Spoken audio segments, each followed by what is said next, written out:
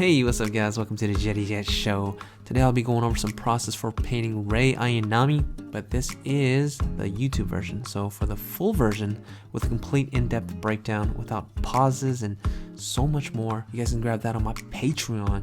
Special thanks to those who are currently supporting me. You make this possible. Thank you guys so much. Otherwise, enjoy the show. For a while. So what's going on right here? This is Rei Ayanami from Evangelion, my waifu and my all-time favorite anime. That's right, Evangelion is the best. The first thing I have in mind is her in her cockpit destroyed, and she's got like a big old hole inside the capsule, and there's light shining inside. It's damaged, and she's looking super sexy and kind of relaxed inside of it. She just escaped death. I'm thinking maybe she's blocking the sun out of her eyes and there's just a lot of shadow casting in, and I'm not quite sure how it's gonna look. So first thing I do is I'm experimenting with poses. If you don't have an idea for the story in mind, that's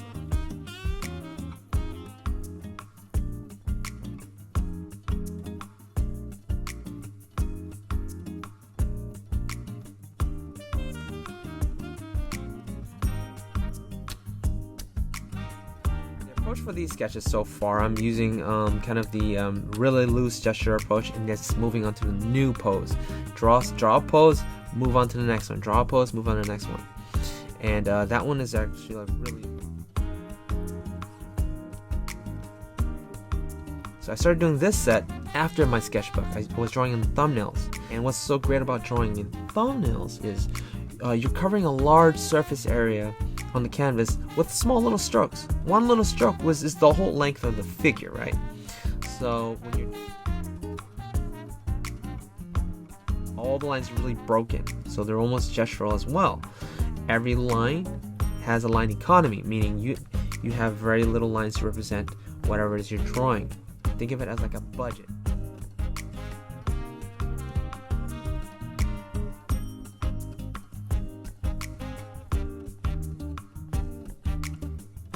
It becomes really difficult because you're limiting yourself to the lines that you have before.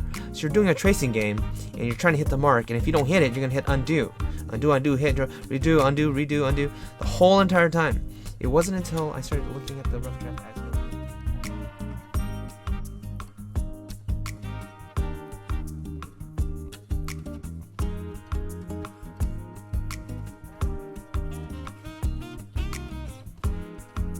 tone, blue on the top and then teal on the bottom, that gradient into each other. And the important thing here to remember is I do it underneath the lines and above the silhouettes.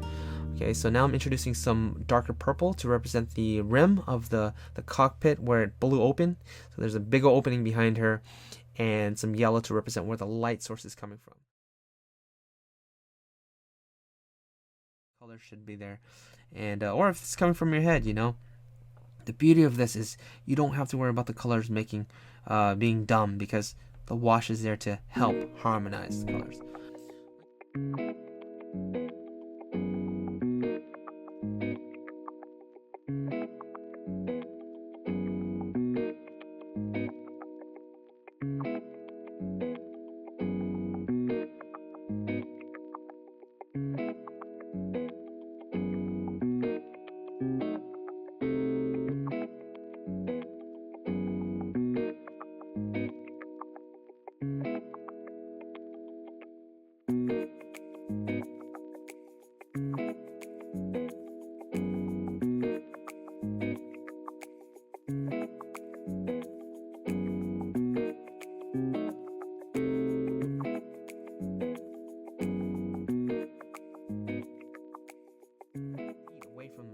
So that's going to get slightly darker.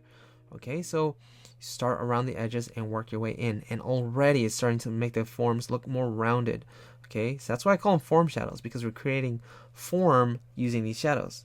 Okay, so we're not worried too much about like cast shadows, and you can also use that layer and kind of change the darkness just by opening your hue saturation as well.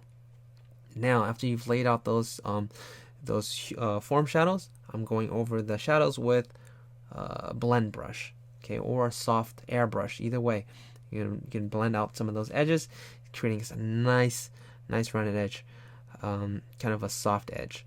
Okay, now here I forgot to add the black part of her shoes. There's there's like that trim on the base of her shoes. Okay, so taking a pause from those shadows. Again, for all the colors, we're gonna put them.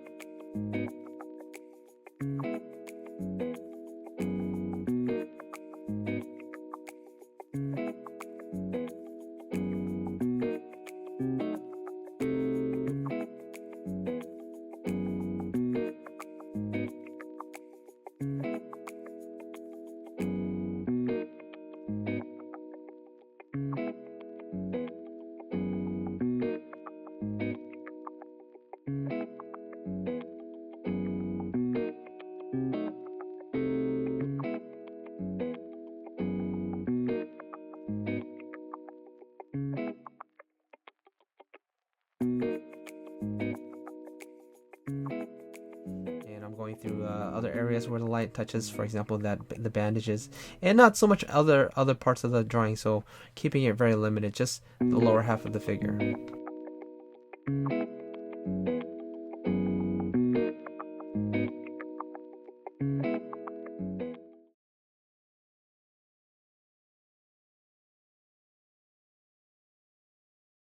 Alright, so let's add the darkest of darks. This is going to really tighten up your drawing, bring in some contrast, and a fuller value range. And so what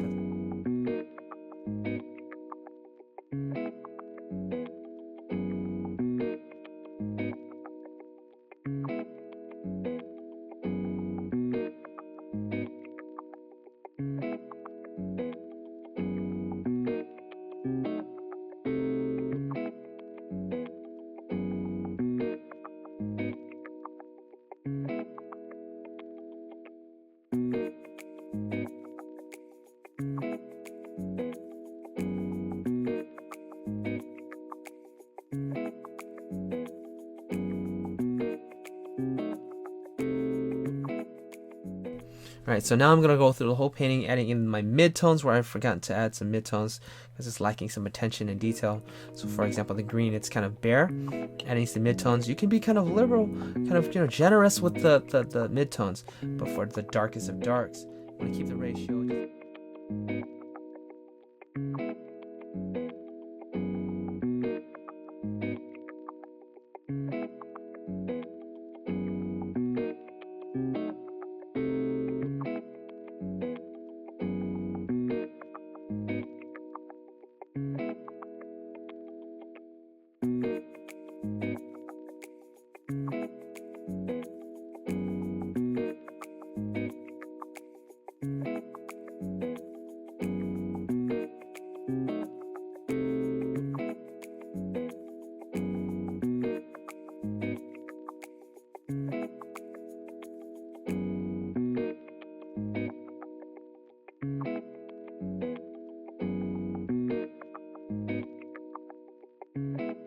Alright, so after this, the last thing I'm going to do is I'm going to paint in the clouds. I'm going to start off blocking in the shapes of the clouds, and then I realize that I don't like the dark parts of the clouds because it starts to draw my attention away from the foreground. And so I remove that, and I'll have just the white areas in the background, and I like it. It looks a lot nicer. So I said that so early because I just wanted to say at the very end I actually missed this part, didn't get it recorded, but I actually do a tonal and levels adjustment, and that's just to give us more contrast to the overall picture. But the picture is pretty much done. This is really all there is left to it. Adding right now some lighter value behind her, pop her forward a bit more. And these yellow hues are actually the kind of the peaks of the clouds is catching a little bit of the sunset. So the sun is kind of setting, and the top parts of the clouds are going to get a little bit of that orange light. I'm also raising up the value, making it a lot brighter in the back. That's going to help kind of pop the silhouette of Rei a lot more. There's a strong cutout for her, creating a good frame all the way around here. But that's it. Thanks so much, you guys, for the support. I hope you guys learned something. This took forever to do, and thanks to everybody for being so patient. Take care, and bada bop, boom pieces.